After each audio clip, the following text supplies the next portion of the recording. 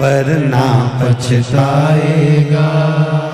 भगवान की आंखों से तू बच नहीं पाएगा, तू बच नहीं पाएगा।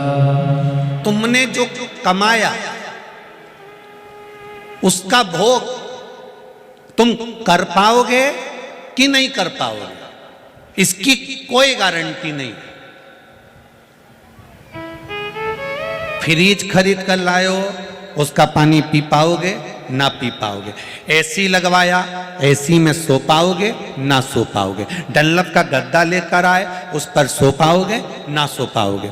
बहू लेकर आए, उसके हाथ की गर्म रोटी खा पाओगे कि ना खा पाओगे, इसकी कोई गारंटी नहीं। तुमने जो दुकान पर बैठकर कमाया उसका भोग तुम कर पाओगे नहीं कर पाओगे, उसकी कोई गारंटी नहीं है। पर एक बात की गारंटी जरूर है कि तुमने जिस तरह से कमाया है उसका भोग तो तुम्हें ऊपर जाकर करना ही पड़ेगा।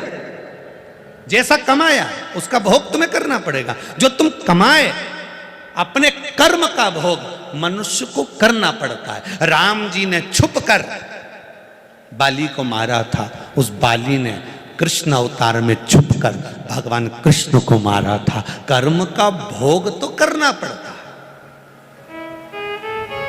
सीता जी ने एक चिड़िया को पिंजरे में रखा, मां जानकी को पिंजरे में रहना पड़ा, लंका में कैद होकर रहना पड़ा। माता सीता ने गर्भवती चिड़िया को कैद में रखा था और उसको बाद में फेंका, बाद में जाने दिया। उसी तरह माता जानकी भी जब गर्भ से हुई तो उनको भी अपने घर से दूर जाना पड़ा। यह कर्म का भोग है, जिसको भोगना है, मनुष्य को भोगना पड़ेगा। तुमने जो कमाया उसका तुम भोग कर पाओ ना कर पाओ वो गारंटी नहीं, पर कर्म का भोग मनुष्य को करना ही पड़ता है, वो करना है।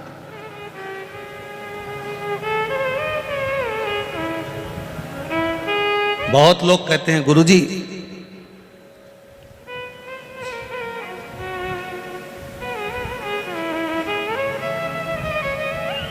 दो पौधे, एक शमी का एक बेलपत्र का,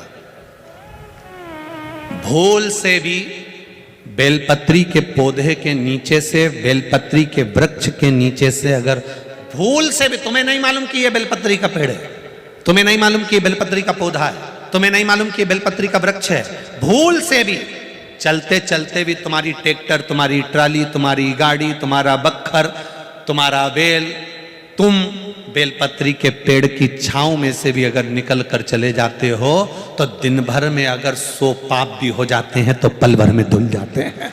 एक बेलपत्री के वृक्ष के नीचे से, एक बेलपत्री के वृक्ष की छांव से, एक बेलपत्री के वृक्ष की मात्र टहनी की छैया से हमारे कोटि कोटि पाप समाप्त हो जाते हैं।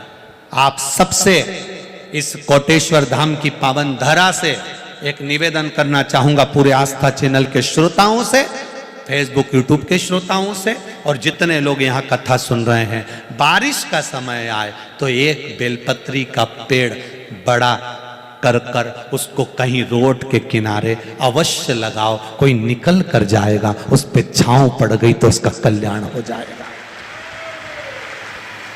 वृक्षारोपण में बेलपत्री का वृक्ष अवश्य लगाइए। 2 वृक्ष की छांव और 2 वृक्ष का दर्शन हमारे जीवन को सुख दे